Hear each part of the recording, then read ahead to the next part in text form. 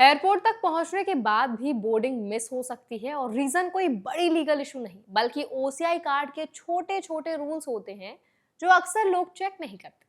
India travel से पहले OCI card holders के लिए कुछ स्पेसिफिक वैलिडिटी रूल्स, परमिशंस और कंप्लायंस कंडीशंस हैं जिन्हें इग्नोर करना सीधा ट्रैवल डिसरप्शन बन सकता है। आज इस वीडियो में हम समझेंगे step by step OCI card validity passport change के साथ कैसे काम करती है, एज बेस्ड रूल्स क्या कहते हैं, ट्रैवल एंट्री के समय क्या वैलिड माना जाता है, किन सिचुएशंस में ओसीआई कैंसिल हो सकता है, फीस क्या है और ओसीआई कार्ड होल्डर्स किन एक्टिविटीज के लिए परमिशन लेना उनके लिए जरूरी है। तो चलिए फिर जल्दी से वीडियो को स्टार्ट करते हैं। हाय, मेरा नाम है वर्षा दुबे और आप मुझे देख रहे हैं एनबीटी टेक एड पर। सबसे पहले पासपोर्ट और ओसीआई वैलिडिटी का रूल समझना जरूरी है क्योंकि यही सबसे ज्यादा कंफ्यूजन होता है। अगर कोई ओसीआई कार्ड होल्डर 41 से 49 साल की एज के बीच अपना फॉरेन पासपोर्ट रिन्यू करता है तो वो नया पासपोर्ट 51 से 59 साल की एज तक वैलिड रहता है। जो ऐसे केस में पुराना ओसीआई कार्ड तब तक वैलिड रहेगा जब तक अगला नया पासपोर्ट नहीं बनता।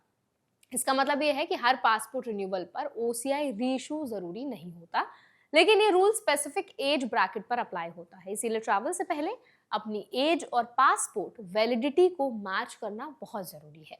एक और इम्पॉर्टेंट क्लैरिटी दी गई है कि अगर किसी व्यक्ति को पहली बार ओसीआई कार्ड 50 साल की एज के बाद इशू हुआ है तो उसके बाद जब भी वो नया पासपोर्ट बनवाता है उसे ओसीआई कार्ड री इशू कराने की जरूरत नहीं होती। यानी इस एज ग्रुप के लिए प्रोसेस सिंप्लीफाइड है और बार बार ओसीआई अपडेट्स करने की कोई भी रिक्वायरमेंट नहीं होती। एंट्री और एग्जिट रूल्स के मामले में भी एक इंपॉर्टेंट पॉइंट है। इंडियन इमिग्रेशन अथॉरिटीज के अनुसार ओसीआई कार्ड होल्डर्स जो 21 से 49 साल के एज ग्रुप में नहीं आते उन्हें इंडिया में एंटर और एग्जिट करने की अनुमति दी जाएगी, भले ही उनके ओसीआई कार्ड पर पुराना पासपोर्ट नंबर क्यों ना हो।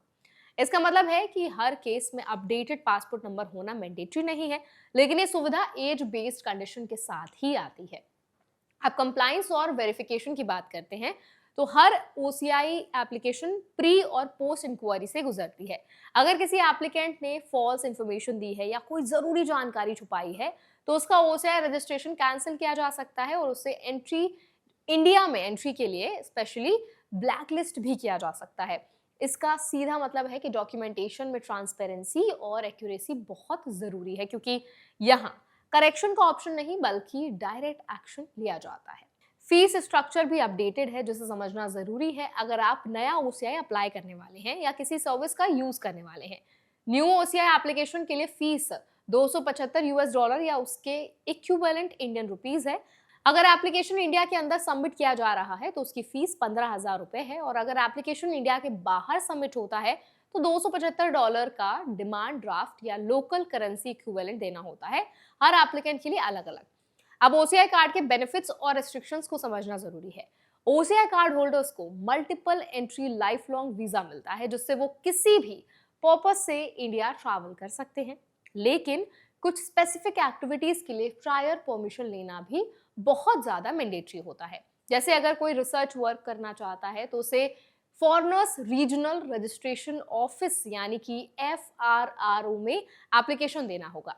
इसके अलावा कुछ एक्टिविटीज ऐसी हैं जिनके लिए डायरेक्ट रिस्ट्रिक्शन है जब तक गवर्नमेंट की परमिशन ना हो। OCI card holders missionary, mountaineering, journalism और तबलीग जैसे एक्टिविटीज बिना अप्रूवल के नहीं कर सकते। मिशनरी, माउंटेनियरिंग और तबलीग के लिए FRRO से परमिशन लेना जरूरी है, जबकि जर्नलिज्म एक्टिविटीज के लिए मिनिस्ट्री ऑफ एक्सटर्नल अफेयर्स के एक्सपी डिवीजन से अप्रूवल लेना होता है। ट्रैवल रिस्ट्रिक्शंस में एक और इम्पॉर्टेंट एस्पेक्ट है प्रोटेक्टेड और रेस्ट्रिक्टेड एरियाज का। अगर कोई ओसीआई कार्ड होल्डर ऐसे एरिया में जाना चाहता है जिसे गवर्नमेंट ने प्रोटेक्टेड या फिर रेस्ट्रिक्टेड डिक्लेयर किया है तो उसके लिए प्रोटेक्टेड एरिया परमिट या रेस्ट्रिक्टेड एरिया परमिट लेना जरूरी है, ठीक वैसे ही जैसे किसी फॉरेन नेशनल के लिए होता है। अब अगर प्रैक्टिकल लेवल पर समझे तो ओसीआई कार्ड होल्डर्स के लिए सबसे जरूरी प्रिकॉशन यही है कि वो ट्रैवल से पहले अपनी एज, पासपोर्ट वैलिडिटी और ओसीआई रूल्स को क्रॉस चेक करें। हर रूल एज स्पेसिफिक और कंडीशन बेस्ड है, इसीलिए जेनेरिक अजम्पशन करना रिस्की हो सकता है। दूसरा, डॉक्यूमेंटेशन में कोई भी गलत या इनकम्प्लीट इन्फॉर्मेशन देने से बचना चाहिए क्योंकि इसका इम्पैक्ट सिर्फ एप्लीकेशन रिजेक्ट होने तक लिमिटेड नहीं है बल्कि ब्लैकलिस्ट तक जा सकता है।